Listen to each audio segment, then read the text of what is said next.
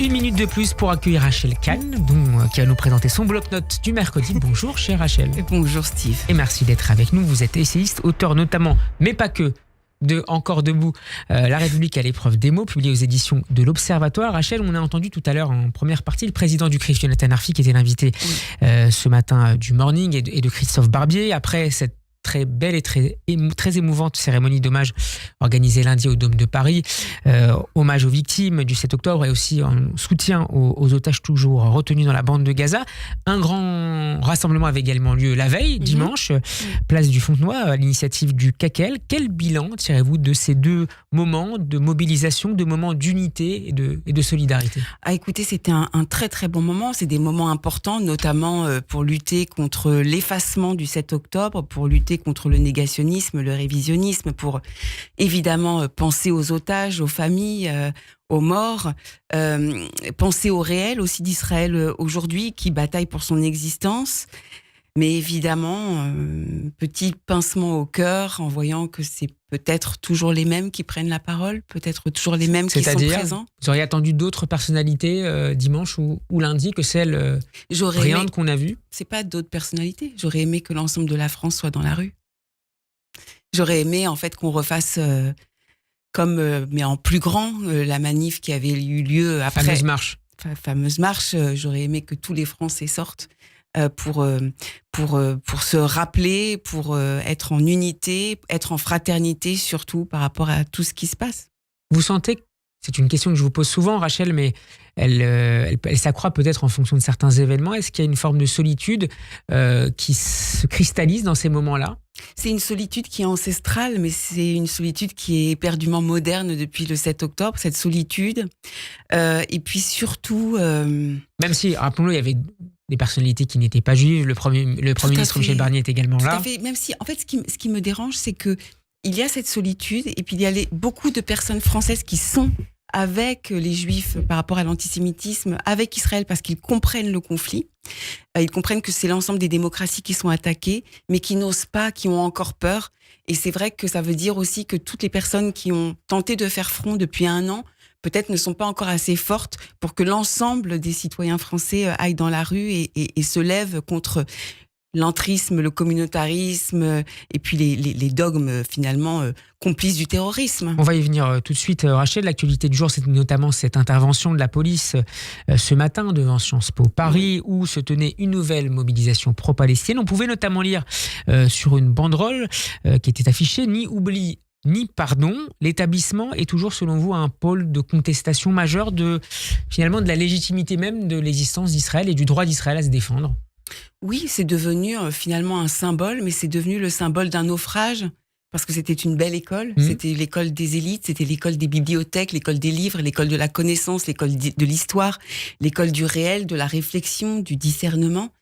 Et ça devient l'école de cette pauvreté intellectuelle, et pire que ça, d'une colonisation mentale de nos jeunes. Ça veut dire que la France n'a pas été capable de protéger notre jeunesse par rapport à cet entrisme-là, par rapport à cette inversion des valeurs, par rapport à la violence aussi, et surtout cette instrumentalisation du peuple palestinien, c'est-à-dire par des gens qui n'ont rien à voir, et puis surtout qui détournent le réel, qui confondent tout. Et lorsque nous avons une très belle notion en droit international, qui est le droit des peuples à disposer d'eux-mêmes, et que là, maintenant, ce sont certaines personnes et certains leaders politiques, notamment de la France insoumise, qui l'instrumentalisent pour finalement que ce droit des peuples à disposer d'eux-mêmes devienne le droit de Rima Hassan ou de Jean-Luc Mélenchon à disposer du peuple palestinien ou du peuple libanais, c'est affreux. Et que le racisme, que la lutte pour les droits de l'homme, pour les droits fondamentaux, contre les discriminations, deviennent le cheval de Troie de l'antisémitisme, mais c'est une horreur absolue. Rachel Kahn, un autre rassemblement pro-palestinien aura lieu tout à l'heure, aux alentours de 18h, place de la Sorbonne. Est-ce que vous vous inquiétez du sort des étudiants juifs de ce pays ? Oui, je m'inquiète beaucoup, beaucoup, beaucoup. Ne pas avoir le droit d'aller et venir, ne pas avoir le droit d'apprendre, et ça commence, c'est pas simplement les étudiants. Quand on commence à sortir les enfants juifs de l'école de la République, c'est un vrai problème lorsqu'on doit, eux, les sortir alors qu'ils sont victimes d'antisémitisme. Cette jeunesse qui a grandi avec en elle-même tous ces silences, après Ilan Halimi, après Ozara Torah, après l'Hypercacher, après Mireille Knoll, après cette liste-là. Ils ont grandi avec ça, nos enfants. Et je suis très inquiète pour eux parce qu'en fait, dans leur construction, ils se sentent illégitimes. Ils se sentent, alors avec ce dogme de faire passer Israël et les Juifs pour des bourreaux, ils se sentent comme les méchants, comme le droit de ne pas exister. Finalement, et on leur met quelque chose sur le dos, non, des cibles, mais surtout, en fait, c'est leur existence même qui est entachée. Et pour la construction, c'est horrible. On parle souvent de développement durable pour les générations futures. Ça peut les interroger sur leur place d'ici 10 ans, 20 ans dans le pays ? Dans le monde, leur place dans le monde, évidemment dans le pays, mais dans le monde. Alors ceci dit, on a reçu, Rachel, et c'est important aussi d'en parler, le président et le futur président de l'Union des étudiants juifs de France, qui montre une volonté de mobilisation, rester debout, continuer à agir et à expliquer, à défendre aussi tout à fait. Le droit d'Israël. C'est aussi de l'optimisme qu'il nous... Oui, mais dans notre transmission, il est super, le nouveau président. Samuel Le Joyer et Youssef Mursel. Exactement, mais super de ne pas baisser la tête, rester debout, ce titre de ce livre.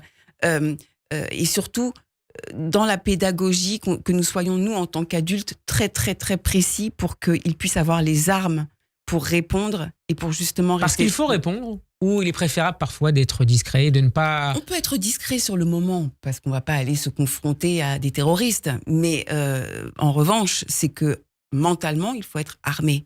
Vous savez, la République, on l'a désarmée aussi. On ne lui a pas...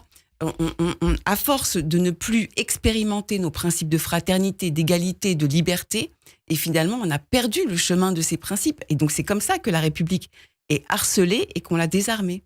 Et donc, il faut expliquer Israël, le conflit israélo-palestinien, absolument, le droit d'Israël à se défendre, la lutte contre le terrorisme. Ça, il faut aller sur le terrain et continuer à l'expliquer. Totalement, et sans cesse. Et vous savez, ça me rappelle là, ce que vous dites, les mots de Primo Levi par rapport à la Shoah, mais c'est la même chose. En vous couchant, en vous levant, et ben c'est exactement ça. Répétez-les à vos enfants. Il faut relire le dernier paragraphe de Si c'est un homme, parce qu'il est d'actualité. C'est aussi un appel à la transmission aussi que vous passez aujourd'hui. C'est ça, complètement. Et surtout à la transmission, mais dans un contexte. Moi, j'en ai marre des séquences sur le développement durable. Le développement durable, c'est penser aux générations futures, et c'est aussi cette connaissance qui permet aux générations futures de se développer et de ne pas être colonisées par des dogmes morbides. Alors cette action de transmission, vous la menez depuis plusieurs années. Rachel Kahn, vous êtes pour cela prise pour cible, notamment sur les réseaux sociaux. Vous vouliez dire un mot, une nouvelle fois, on l'a fait brièvement lundi, d'un des tweets, d'un des posts du député, Émeric Caron. Oui, mais merci d'avoir posé la question lundi. Mais comme lundi, c'était vraiment une journée très singulière du 7 octobre, évidemment, ce tweet est tombé la veille du 7 octobre, comme par hasard. Ce tweet, en fait, qui me qualifie finalement de génocidaire, c'était juste que... Il avait écrit Radio 1000 Collines en faisant référence, après une intervention de votre part sur Europe 1, exactement, et en faisant référence à la radio qui avait relayé les appels au génocide des Tutsis. Oui, mais qui a été condamnée, une radio qui a été condamnée finalement pour complicité de génocide. Moi, j'ai reçu énormément d'appels, ça m'a fait chaud au cœur, de mes amis, notamment rwandais, avec qui je suis allée plusieurs fois aussi au Rwanda, qui ont trouvé que c'est une abjection pour eux aussi. Pour la France, évidemment. Et pour moi, c'est tout simplement parce que c'est ce que je disais par rapport aux jeunes et par rapport à Israël. Lorsque on dit d'Israël que c'est un pays génocidaire, que c'est un pays d'apartheid et que c'est un pays colonial, forcément, en tant que personne, je dérange, puisque l'apartheid, la ségrégation, je connais. Émeric Caron ne connaît pas ça, il ne l'a pas dans le sang. Le génocide, je le connais, je l'ai dans le sang, il ne l'a pas dans le sang. La colonisation, je la connais, je l'ai dans le sang. Et par ailleurs, c'est peut-être aussi, mon existence est un problème pour cette personne, puisque je suis le concret. Les enfants d'Israël sont de toute couleur de peau, de toute ethnie. C'est un peuple mosaïque. Et c'est ce qui fait la beauté d'Israël et du peuple. C'est ce qui fait la beauté de ce peuple-là, et c'est ce qui dérange les dogmes et les idéologies, une nouvelle fois morbides, comme celle que porte Émeric Caron. Merci beaucoup, Rachel Kahn, d'avoir été avec nous. Je rappelle le titre de votre dernier livre, Encore debout, la République à l'épreuve des mots, publié aux éditions de l'Observatoire. Nos auditeurs peuvent également lire ou relire Racé. Ah bah oui, c'est d'actualité. Voilà. Merci à vous, bon après-midi. Merci.